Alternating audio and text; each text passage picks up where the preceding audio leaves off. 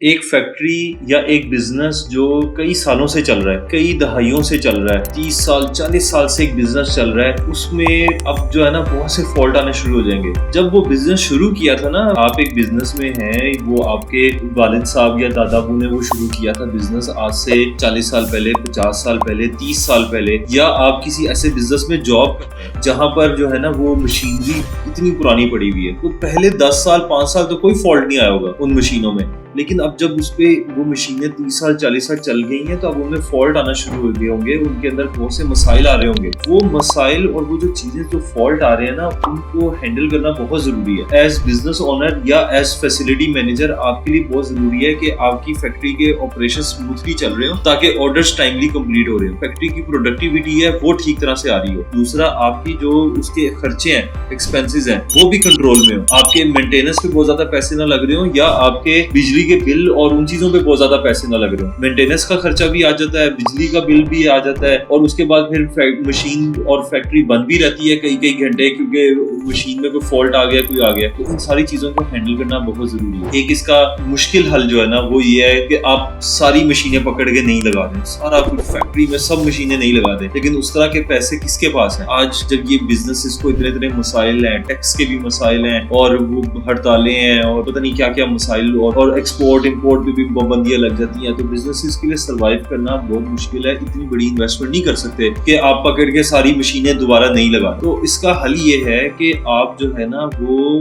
Technology का इस्तेमाल करें। हर चीज का हल जो है ना वो टेक्नोलॉजी के थ्रू आ सकता है। टेक्नोलॉजी आपकी हेल्प करेगी आपकी फैक्ट्री को बेहतर चलाने में। जिस तरह टेक्नोलॉजी ही यूज करके आज बिजनेसेस बहुत बड़े बन गए। आप देखें इतना बड़ा जो इम्तियाज का सेटअप है, ये इम्तियाज ऐसे तो नहीं चल रहा ना। ये जो कराची में, लाहौर में, फैसलाबाद में, सियालकोट में उन्होंने इतने बड़े स्टोर बना दिए, और वो सारा एक एक रुपए, एक एक जो चीज है, प्रोडक्ट है, उसका हिसाब रखते हैं। उनके सेंट्रल जो कराची में सिस्टम है, उनको पता है कि कब कितना डेटॉल कहाँ बिक रहा है, कौन सा प्रोडक्ट कहाँ पर कितना बिक रहा है, वो सब क्यों उनको पता है। वो सारी चीजें कैसे चल रही है, टेक्नोलॉजी की वजह से। इसी तरह आपकी फैक्ट्री में भी जरूरत है कि आप टेक्नोलॉजी आए। जैसे आपने जो एम्प्लॉइज हैं उन पे नजर रखने के लिए कैमरास लगवाए होंगे, आप फैसिलिटी मैनेजर है तो आपने वर्कर्स पे ध्यान रखने के लिए कैमरास लगे हुए होंगे। गोदाम में कैमरा होगा, आपके ऑपरेशन साइड पे कैमरा होगा, आपकी एक एक मशीन पे कैमरा होगा। बात ही आ जाती है वर्कर्स पे, तो आपने कैमरास लगा के ध्यान रख दिया, लेकिन क्या वो वर्कर्स ठीक काम कर रहे हैं, आपकी मशीनें ठीक तरह काम कर रही हैं? क्योंकि अब 50% प्रोडक्टिविटी तो मशीन ने देनी है, वर्कर का काम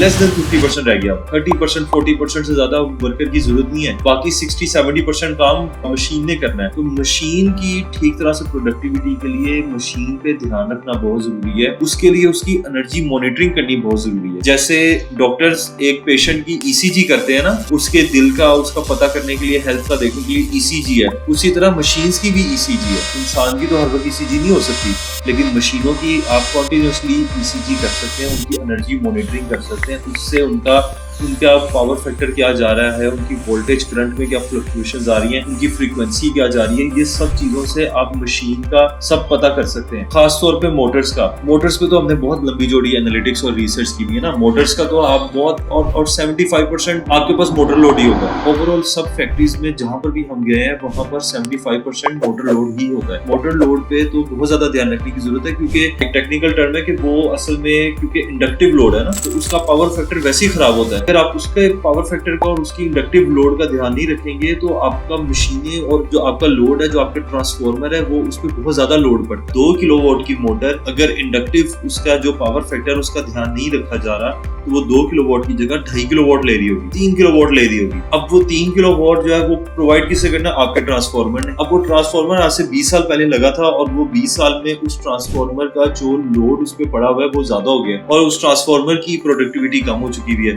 अब वो उतना हाई लोड जो उसके ऊपर मोटर ने अब डाल दिए, जो पहले 2 किलोवाट ले रही थी, फिर 2.2 किलोवाट लेने लगी, आज वो 3 किलोवाट ले रही है। वो ट्रांसफार्मर हैंडल नहीं कर पा रहा, जिसकी वजह से ट्रांसफार्मर गर्म हो जाते हैं, ट्रांसफार्मर फटने का डर होता है, ट्रांसफार्मर फटने का डर, मोटर खराब हो रही है। ये सब चीजें ये हैंडल करनी, इनको देखना बहुत जरूरी है। इसको करने के लिए आपको क्या करना पड़ेगा, एनर्जी मॉनिटरिंग करनी पड़ेगी। और हमारा जो हमने जो AI यूज किया है अपने एनर्जी मॉनिटरिंग के अंदर, जो कोई और प्रोवाइड नहीं कर रहा, वो है 3 स्टेप में। सबसे पहले आप आपको चाहिए कि आपकी फोरकास्ट हो कि आपका लोड कब कितना होता है, कब कितना होना चाहिए, ये चीजें निकाली। उसके बाद फिर हम क्या करेंगे कि ऑप्टिमाइजेशन करेंगे, कहाँ पर कितना, कहाँ से लोड बचाया जा सकता है, कहाँ पर कौन सी मशीन कब चलनी चाहिए, क्या उसकी टाइमिंग्स है, क्योंकि आपने अपने वर्कर्स को और उनको देखते हुए अपनी टाइमिंग्स और कुछ चीजें सेट करनी है। आपके फैसिलिटी मैनेजर जो है वो बहुत ध्यान से सुने कि ये चीज बहुत जरूरी है कि आप जो है ना वो ये चीजों को सारों को देखते हुए सोलर कितना आ रहा है, बैटरी कितनी है, इन्वर्टर क्या कर रहा है, और आपकी मशीनें कब चल सकती हैं, कब नहीं चल सकती, कब क्या हिसाब है, कब बिजली कितने की पड़ी है, इस सारी चीजों को देखते हुए आपने अपनी स्केड्यूलिंग करनी है कि कब कौन सी जॉब कब करनी है, कौन सी वाली चीज कब प्रोड्यूस करनी है, कब प्रोड्यूस करने का फायदा और कब नहीं है। ये सब जो ऑप्टिमाइजेशन है, जो मैनेजरियल ये सारा है, इसके अंदर एनर्जी इंटेंसिटी, एनर्जी की कैलकुलेशन डालना भी बहुत जरूरी है, क्योंकि आप जो भी प्रोडक्ट बना रहे हैं उसके एंड पे उस प्रोडक्ट के अंदर एनर्जी की प्राइस को भी इंकॉर्पोरेट करना जरूरी है। पहला स्टेप हो गया फोरकास्टिंग, फिर ऑप्टिमाइजेशन। थर्ड स्टेप क्या है? आपकी मेंटेनेंस, प्रिडिक्टिव मेंटेनेंस। आपके किसी मशीन में फॉल्ट आने से पहले आपको पता होना चाहिए कि भाई इसमें फॉल्ट आने वाला है, हमें तैयार होना चाहिए, या इसका फॉल्ट आने से पहले इसको देखना है। उसकी वोल्टेज में फ्लक्चुएशन आएगी, करंट में फ्लक्चुएशन आएगी, फ्रीक्वेंसी में फ्लक्चुएशन आएगी, उससे आपने डिटेक्ट करना है कि ये मोटर या मशीन जो है वो अनोमली कर रही है, इसमें कोई ना कोई फॉल्ट आ रहा है। इसके लिए भी आपको अलर्ट चाहिए, वो भी हमारी कंपनी प्रोवाइड करती है। हमारा एनविज सॉफ्टवेयर है, एनविज सॉफ्टवेयर के ऊपर ये सब चीजें आती है, मशीन की हेल्थ आती है, उसकी फ्रीक्वेंसी, वोल्टेज, करंट, सब ये डाटा आ रहा होता है, क्योंकि आपके फैसिलिटी मैनेजर की ना सोना गोल्ड है। ये आपके पास 20 मशीन एक जैसी लगी, अब कैसे पता लगेगा कि कौन सी मशीन जो है वो फॉल्ट कर रही है बीच में से? आपके पास वो मशीनों पे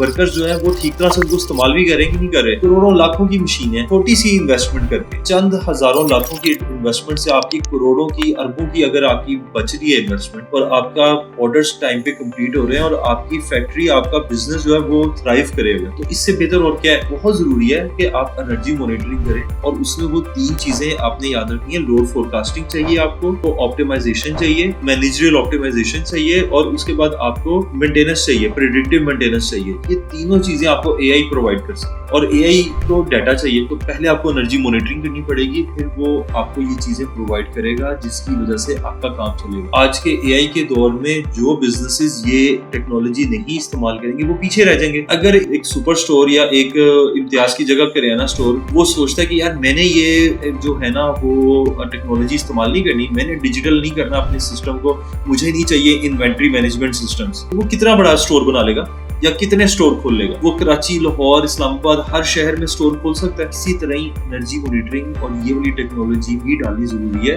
ताकि आप मशीनों पे ध्यान रखें। वरना ऐसे ही रोज आपको बताएंगे आज ये मशीन खराब हो गई, आज आपको हर रोज आके आपको ना इंजीनियर, आपका मेंटेनेंस का जो भी ऑफिसर है वो बताएगा फलानी मशीन खराब हो गई, फलानी मशीन खराब हो गई, इसमें इतने लाख रुपए लगेंगे, इसकी वाइंडिंग दोबारा करवानी पड़ेगी, ये करना पड़ेगा। रोज आपको सरप्राइज मिल रहे होंगे, आपको लगेगा कि यार अच्छा अब ये ऑर्डर मेरा कल कंप्लीट हो जाएगा, अब मशीन मेंटेनेंस में चली जाएगी, वो ऑर्डर हफ्ता कंप्लीट नहीं होगा। तो एनर्जी मॉनिटरिंग का आपको मेरा ख्याल आइडिया हो गया होगा कि ये कितनी जरूरी है। तो बहुत शुक्रिया आपका, थैंक यू।